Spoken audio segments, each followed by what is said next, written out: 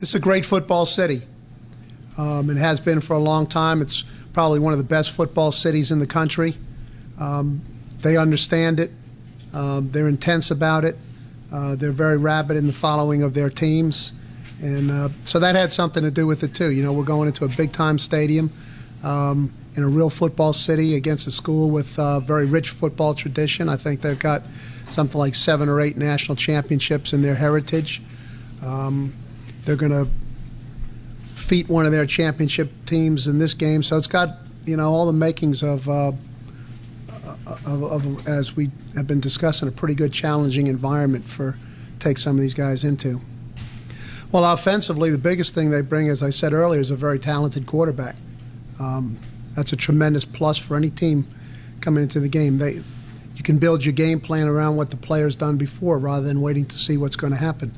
But when you've got a redshirt senior quarterback and 4 or 5 redshirt senior linemen, you know, I think from tight end to left guard, they're all redshirt seniors or redshirt juniors, except for the left tackle, who's a junior college transfer, where coaches always say that that's where you have to be solid on the offensive line and quarterback. They're very solid there.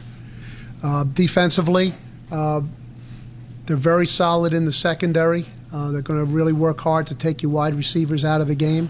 They were very successful at that last year. 6th in the country in pass defense. So they put the pressure on you there, and as a result, they play a lot of 9-man fronts with the corners out there in lockdown coverage. As I said, pretty consistent with how Dave's defenses have played every place else, and it's worked very well for him. He's got toughness. He's got good skills.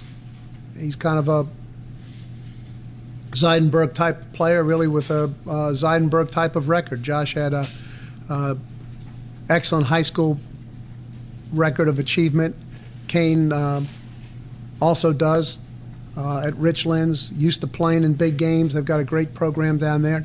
He's a very dependable player. And as we've said before, dependability is a skill as much as other circumstances. I didn't have to watch very long. Doug, probably within, well, in a short period of time, whether it was 10 minutes or 2 hours or 2 days, I didn't have to watch very long. Nate answered any questions in a hurry with that first thump came real early. I guess I didn't pay much attention. I didn't pay much attention to him for 2 days because the NCAA says you got to can't wear your shoulder pads for 2 days. As soon as he put his pads on, there was a Nate Lyles sighting, and he's been the same old Nate ever since. My readings were taken strictly off the optimism of the doctor and the information that I was getting through our medical sources was how positive he was about Nate's possibility. So that's one that I certainly didn't want to try to interpret. I mean, that Saturday night, I can read. Actually, I got lost leaving the hospital that night. So I left through a different way. So every time I drive by, I've only taken that walk one time. Every time I drive by that walk that I took from the hospital to my car, I remember that was the night I took that walk after seeing Nate in the hospital. So we weren't thinking about Nate being our left safety at that time. We were just hoping Nate could get back to being Nate. And then I think the two people who lifted everybody's confidence, Doug, were obviously the doctor and Nate himself, that he was always so upbeat and so positive that he lifted all of us around him, and we certainly believed in the doctor, and Nate had us believing in him before long. Yeah, it's a very positive thing. You're exactly right. We haven't had that as a strength of our team to this degree in the past, and it's really provided good competition. And the other thing that it is, we have some real nice prospects there for the future, and it's given those kids a model, that wasn't as vividly available for Nate and Marcus and Mike Brown and some of those guys. So it's got some short-term benefits for us, and hopefully it will also have some long-term benefits for these young prospects back there. Yeah, a lot of these guys are on the on different teams. They've got pretty thorough participation, and they've got toughness to go with it. So they got speed, they got toughness, and it does two things. It increases our overall athletic ability there, Jed. Gets these players in the game, gives them a feel for that, and yet it also, because of the other circumstance on regular down and distance, gives them a chance to slow down and really learn how to play their position through practice and through observation without just being thrust in there and playing 35, 40 plays during the course of the. So it's helped us in many ways. Jerry, I'd say that Jason's camp was everything that it needed to be. He got a lot of looks back there. That added on to spring practice, and then of course he took most of his turns there in December.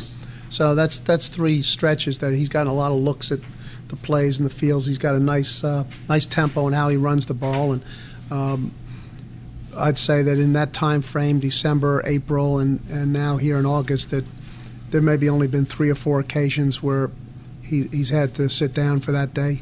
So there's been a good continuity of that's one of the things that held them back. Wasn't just on game days that there'd be some issues, but sometimes it was problematic as to how many consecutive practices he might get or how many Tuesdays he'd get and whatnot. And so that's been a big aid to his development there. He's done very nicely. Jason's got a good game persona, and you can certainly see the difference, Hank, in the Marcus Hamiltons and Jason Snellings and Mike Johnsons and Tony Franklins, those guys who've been around. Now this is their 5th year here, and they really do.